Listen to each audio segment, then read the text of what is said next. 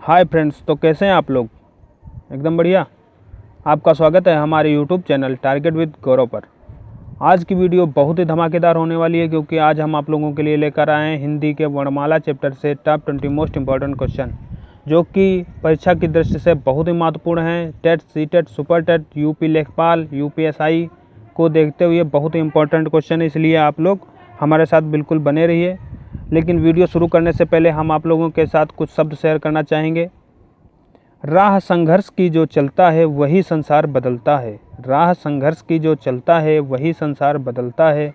जिसने रातों से जीती जंग, सुबह सूरज बनकर वही चमकता है। जिसने रातों से जीती जंग, सुबह सूरज बनकर वही चमकता है। आप अपने लक्ष्य की ओर फोकस करिए कि एक माता पिता की यही ख्वाहिश होती है कि उसके बच्चे आगे बढ़ें और उनका नाम रोशन करें, कि ज़िंदगी एक बार मिलती है, बार बार नहीं। और ये समय बहुत ही महत्वपूर्ण है, इसलिए इस समय को बर्बाद मत करिए। बिल्कुल जुट जाइए, किसी का इंतज़ार मत कीजिए। जो करना है आज से शुरू करिए। इसलिए ज़्यादा समय नहीं लेते हैं, बस यही कहना चाहते थे कि आप लोग अपनी लाइफ खुद बनाते हैं, इसलिए अपनी लाइफ बनाना खुद स्टार्ट कर दीजिए, क्योंकि आपकी लाइफ है और कोई आपकी लाइफ बनाने नहीं आएगा। जो करना है आपको करना पड़ेगा, इसलिए किसी का इंतज़ार क्यों करना। जब करना खुद है तो फिर इंतज़ार किसी का क्यों करना। चलिए इसीलिए शुरू करते हैं हिंदी के टॉप 20 मोस्ट इंपॉर्टेंट क्वेश्चन, जो कि इस प्रकार हैं। क्वेश्चन नंबर 1 देख लेते हैं क्या लिखा हुआ है। वर्णमाला किसे कहते हैं। पहला क्वेश्चन देखिए क्या लिखा है। वर्णमाला किसे कहते हैं। ऑप्शन देख लेते हैं। ऑप्शन ए वर्णों के समूह को, ऑप्शन बी वर्णों की गिनती को, ऑप्शन सी शब्द समूह को, ऑप्शन डी वर्गों के व्यवस्थित समूह को। तो वर्णमाला किसे कहते हैं। आप ऑप्शन आप लोगों ने देख ही लिए हैं सारे, तो इसका जो सही आंसर हो जाएगा वो क्या हो जाएगा, वर्णों के व्यवस्थित समूह को। वर्णों के व्यवस्थित समूह को। अब जैसे लिखा है वर्णमाला, तो माला कैसी होती है। माला एक मतलब क्रम में होती है। ऐसा तो होता नहीं है कि कहीं छोटा जो नग होता है वो पहले लगा, एक साथ छोटे लगा दिए जाए, एक साथ बड़े। सारे जब व्यवस्थित तरीके से लगाएंगे तभी एक माला बनती है। और इसमें लिखा हुआ क्या है, वर्णमाला, वर्णों की माला। जब वर्णों को व्यवस्थित क्रम में रख देंगे तो वो क्या हो जाएगी, वर्णमाला हो जाएगी। चलिए अगला क्वेश्चन देख लेते हैं। हिंदी वर्णमाला में ऊष्म व्यंजन कौन से हैं। हिंदी वर्णमाला में ऊष्म व्यंजन कौन से हैं। ऑप्शन देख लेते हैं। ऑप्शन ए ता, था, दा, धा। ऑप्शन बी शा, शा, शा, सा, हा। ऑप्शन सी टा, ठा, डा, ढा। ऑप्शन डी चा, छा, जा, झा। तो ऊष्म व्यंजन, ऊष्म व्यंजन वो होते हैं जिसमें बोलने से ऊष्मा निकले। ऐसे वर्ण जिन्हें बोलने से मुख से ऊष्मा निकलती है उन्हें क्या कहते हैं, ऊष्म व्यंजन। तो ऊष्म व्यंजन इसमें से कौन से हो जाएंगे। ऑप्शन तो देख ही लिया है सारे। इसका जो सही आंसर होगा वो क्या हो जाएगा, ऑप्शन नंबर बी, सा, स, श, हा। ये कौन से वर्ण है, ये ऊष्म व्यंजन है। ऊष्म व्यंजन वो होते हैं जिन्हें बोलने से मुख से ऊष्मा निकले। चलिए अगला क्वेश्चन देख लेते हैं। कौन वर्ण घोष नहीं है। कौन वर्ण घोष नहीं है। एक बात आप लोग ध्यान कर लीजिए और याद कर लीजिए, क्योंकि ये बहुत ही महत्वपूर्ण एक फैक्ट हम आपको बताने जा रहे हैं। हिंदी वर्णमाला का जितने भी स्वर हैं वो सारे आपके क्या होते हैं, सघोष। जितने भी स्वर हैं वो सारे क्या हैं, सघोष। और ऑप्शन देख लेते हैं इसके। ए, ऑप्शन बी छा, ऑप्शन सी आ, ऑप्शन डी डा। तो इसका जो सही आंसर हो जाएगा ऑप्शन डी डा। चलिए अगला क्वेश्चन देख लेते हैं। किस शब्द में री स्वर नहीं है। किस शब्द में री स्वर नहीं है, री स्वर नहीं है। ऑप्शन देख लेते हैं। कृपा, ऑप्शन बी कृष्ण, ऑप्शन सी दृष्टि, ऑप्शन डी रिवाज। तो इसका सही आंसर क्या हो जाएगा, रिवाज। क्योंकि कृपा में री आ रहा है, कृष्ण में क्री आ रहा है, री आ रहा है, और सी दृष्टि में भी री आ रहा है। री की क्या है, री एक बेसिकली स्वर है जो कि मात्रा के रूप में उसका प्रयोग होता है। चलिए अगला क्वेश्चन देख लेते हैं। ये भी बहुत ही महत्वपूर्ण प्रश्न है, हमेशा पूछा जाने वाला। किन ध्वनियों को अनुस्वार कहा जाता है। बहुत महत्वपूर्ण प्रश्न है, यूपीएसआई और यूपी लेखपाल को देखते हुए टेट के लिए तो बहुत ही महत्वपूर्ण है। किन ध्वनियों को अनुस्वार कहा जाता है। ऑप्शन देख लेते हैं। स्वर के बाद आने वाली नासिक की ध्वनियाँ, ऑप्शन बी स्वतंत्र रूप से उच्चारित ध्वनियाँ, ऑप्शन सी स्वर के साथ आने वाली ध्वनियाँ, ऑप्शन डी व्यंजन के बाद आने वाली ध्वनियाँ। तो इसका जो सही आंसर हो जाएगा वो हो जाएगा आपका ऑप्शन नंबर ए। इसका सही आंसर होगा वो हो जाएगा ऑप्शन नंबर ए। चलिए अगला क्वेश्चन देख लेते हैं। क्वेश्चन नंबर 6, कौन सा वर्ण व्यंजन ता वर्ग नहीं है? कौन सा वर्ण या व्यंजन ता वर्ग का नहीं है? ता वर्ग में कौन कौन से व्यंजन आते हैं? त, थ, द, ध, न। त, थ, द, ध, न। तो इसमें ऑप्शन देख लेते हैं। ऑप्शन ए न, ऑप्शन बी द, ऑप्शन सी धा, ऑप्शन डी म। तो इसमें त, न, द, ध ये तीनों आते हैं आपके ता वर्ग में। जो नहीं आता वो क्या हो जाएगा? म। अगला क्वेश्चन देख लेते हैं।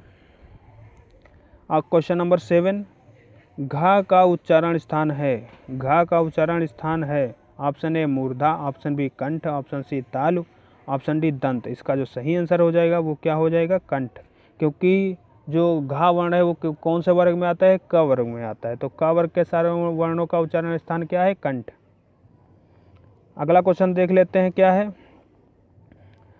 क्ष वर्ण किसके योग से बनता है? क्ष वर्ण किसके योग से बनता है? ऑप्शन देख लेते हैं। क प्लस चा, क प्लस सा, क प्लस छा, क प्लस रा, क प्लस सा। तो इसका जो सही आंसर हो जाएगा क प्लस सा। का हलंत प्लस मूर्धन्य सा के मेल से जो वर्ण बनता है उसे क्ष बोलते हैं। अगला क्वेश्चन देख लेते हैं। हिंदी की श ध्वनि है। हिंदी की श ध्वनि है। ऑप्शन देख लेते हैं। ऑप्शन ए मूर्धन्य, ऑप्शन बी दंत, ऑप्शन सी तालव्य, ऑप्शन डी ओष्ठ। तो इसका जो सही आंसर हो जाएगा वो क्या हो जाएगा? इसका जो सही आंसर हो जाएगा ऑप्शन नंबर सी हो जाएगा।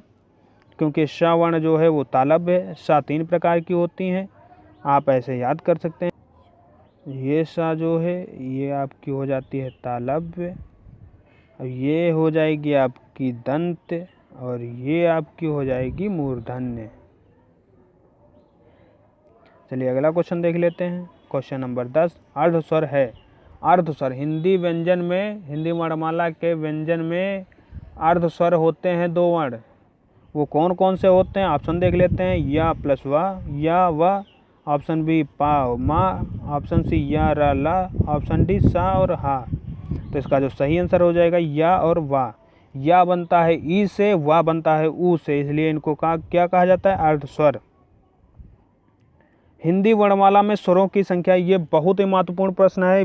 हमेशा टेट सीटेट में पूछा जाता है, सुपर टेट में भी आने की संभावना है, इसलिए आप लोग इसे जरूर याद कर लीजिए। और यूपीएससी लेखपाल की दृष्टि से तो ये बहुत ही महत्वपूर्ण है, क्योंकि ये एक ऐसा क्वेश्चन है, इसमें कन्फ्यूजन, बहुत लोगों में कन्फ्यूजन रहता है कि हिंदी वर्णमाला में कितने स्वर हैं। ऑप्शन देख लेते हैं। Option A 10, option B 11, option C 12, option D 13। इसका जो सही आंसर हो जाएगा वो हो जाएगा ऑप्शन नंबर बी 11। 11 स्वर होते हैं, ये हमेशा ध्यान रखिए, कन्फ्यूजन बिल्कुल मिटा दीजिए अपने दिमाग से। हिंदी वर्णमाला में स्वरों की संख्या कितनी है? 11। चलिए अगला क्वेश्चन देख लेते हैं। क, ज, फ, ग ध्वनियाँ हैं। ये क, ज, फ, ग ध्वनियाँ, इनमें नीचे देख लीजिए ध्यान से, इनमें नीचे रखा है नुक्ता। नुक्ता अगर किसी शब्द के, किसी भी अक्षर के नीचे अगर नुक्ता लिखा हुआ है तो उसका अर्थ बदल जाता है। ऑप्शन देख लेते हैं। ऑप्शन ए संस्कृत की, ऑप्शन बी अंग्रेजी की, ऑप्शन सी अरबी फारसी, और ऑप्शन डी दक्षिणी भाषाओं की। तो का, ज, फ जो ध्वनियाँ हैं वो कहाँ की हैं? वो हो जाएंगी आपकी अरबी फारसी। ये बहुत ही महत्वपूर्ण प्रश्न है, क्योंकि ये इसमें आप लोग ध्यान नहीं देते हैं और आंसर लगा के चले आते हैं। हमेशा ध्यान रखिए, पहले क्वेश्चन पूरा पढ़िए, उसके बाद सारे ऑप्शन पढ़िए, तब आंसर कीजिए।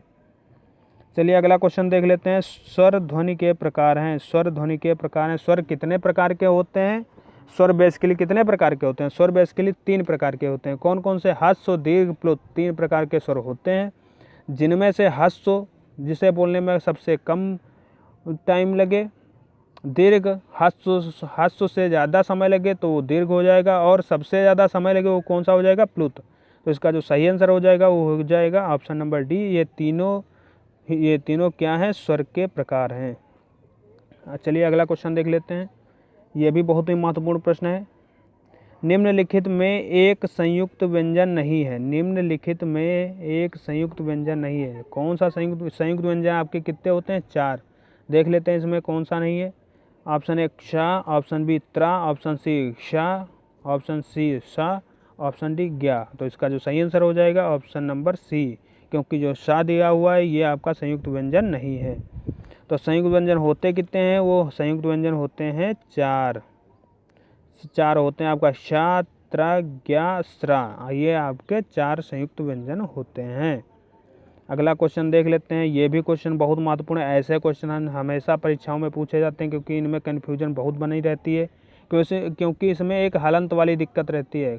हमेशा एक बात आप लोग ध्यान रख कर चलिए, क्योंकि जितने भी संयुक्त वर्ण हैं आपके, जितने भी संयुक्त वर्ण हैं, कौन कौन से 4 हैं आपके संयुक्त व्यंजन, छ, त्र, ज्ञ और स्र।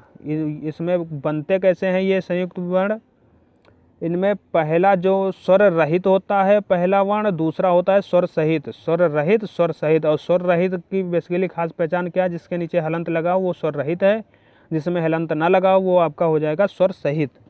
इसलिए इसका ऑप्शन देख लेते हैं। ऑप्शन ए जा प्लस इया, ऑप्शन बी जा प्लस इया, ऑप्शन सी जा प्लस इया, ऑप्शन डी जा प्लस न्या। तो इसमें देख लीजिए, जिसमें हलंत नहीं, आप पहले इसमें संयुक्त व्यंजन कैसे बनता है हमने आपको बताया है।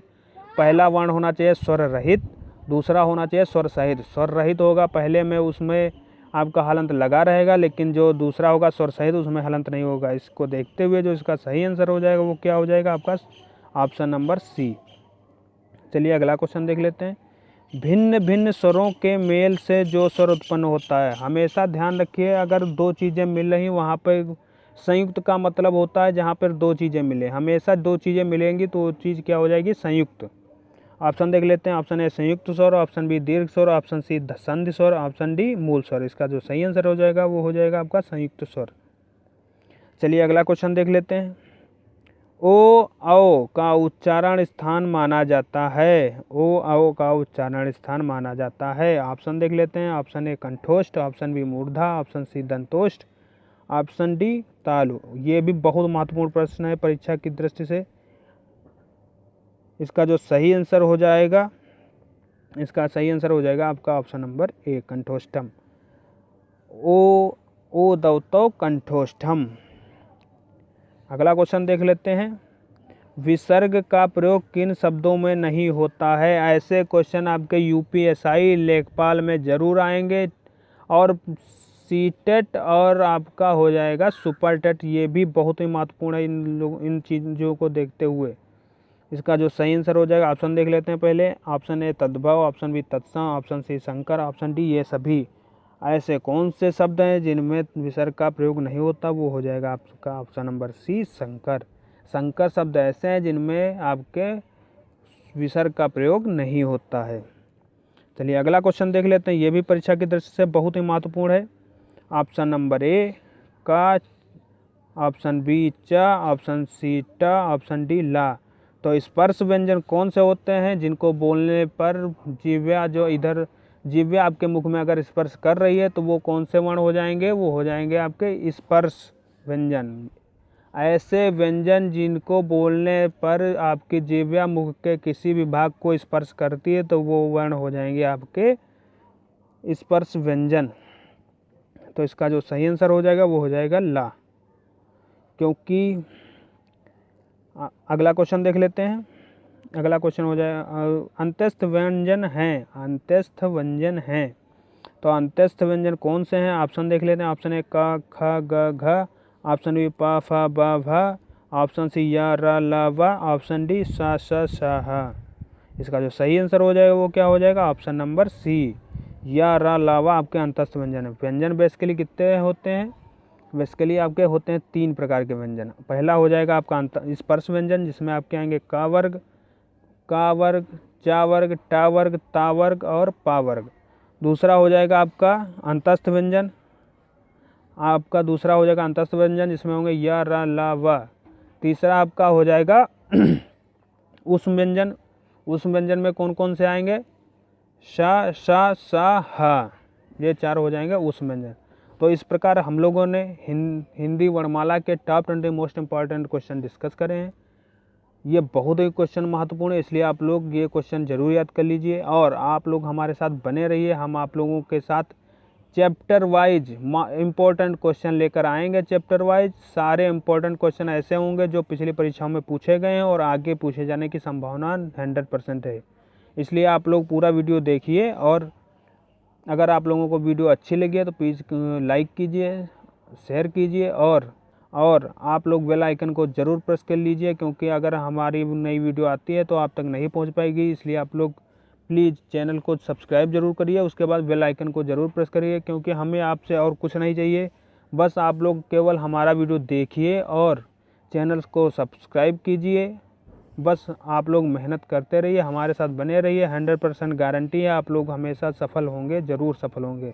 चलिए, धन्यवाद। जय हिंद, जय भारत, जय वंदे मातरम।